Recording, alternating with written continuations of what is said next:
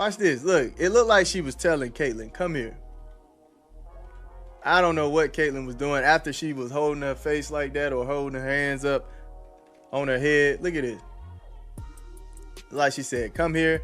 And I don't know, man, this little look right here, man, it looked like she ready to bite. That exchange came at the tail end of a possession that completely fell apart. On a night Indiana blew a 19-point lead to a banged-up Chicago team near the bottom of the standings, and yet, the Fever still won, and Clark still walked off the floor having made WNBA history. So, why does the body language look like that? To understand it, we have to rewind to the play that lit the fuse. If you look at this play, this is what's going on. Kelsey Mitchell is going to just run up this way, and then this is where she gets the ball. AB is going to come right here to set this screen for Caitlin. And Lexi, she's just running straight down.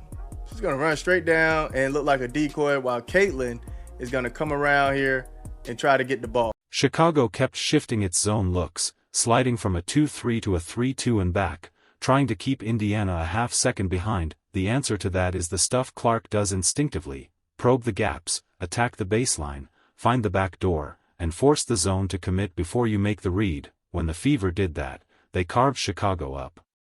When they got sped up and confused, they settled, and possessions died. Closing games is partly a talent question and partly an execution question. And right now, Indiana's execution in the clutch is lagging behind its talent. So, be clear about that coaching moment, the one we opened with. What you're watching when Clark and White get heated is not a relationship coming apart. It's two intensely competitive people, frustrated in the very same instant, watching a comfortable win nearly become a loss. Clark wanted the ball on the last play of that sequence and, finishing with 32-10, and a flawless night at the line, it's hard to tell her she was wrong to want it. White is the coach trying to steer a young group that keeps letting leads evaporate. Both of those things are true at once. Reading a feud into a single frame of footage is exactly, music, how you miss the story that matters. And the story that matters is the one hiding inside the technical foul. To the naked eye, she snapped and got punished for it. Underneath, she was manipulating a game that wasn't going her way and turning it in her favor. That is the difference between this Clark and the rookie version. The same player who looks irritated on the bench is, beneath the surface, 3 moves ahead of the officials. The frustration is real, but it sits on top of a calculating, in control basketball mind. Put it all together, and Indiana's night is a contradiction wearing a win. They made history and nearly lost. They got the best version of their best player and still surrendered a huge lead. They moved to 3-1 in Commissioner's Cup play and kept their postseason and Cup hopes wide open, but they did it in a way that should unsettle them as much as it thrills them. The talent question is closed. Clark answered it by torching every defender Chicago put in front of her and getting to the line at will. The open question is whether this team can stop giving games back after halftime, because, in the playoffs, against the best of the best, there's no overtime lifeline waiting to bail them out. So, here is what I want from you. No, but. And just looking at how Caitlin is walking, like, I don't know. It look like she ain't rocking with none of it, man. She not rocking with any of it.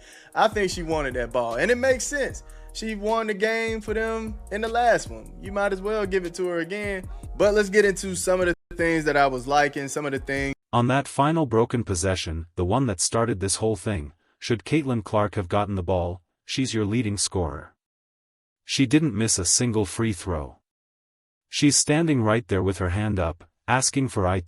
Do you run the play through her every single time and live with whatever happens, or do you trust the system and the spacing? Even when your superstar is begging for the rock, there's a real argument on both sides, and I don't think you get to have it both ways. Tell me exactly where you land in the comments.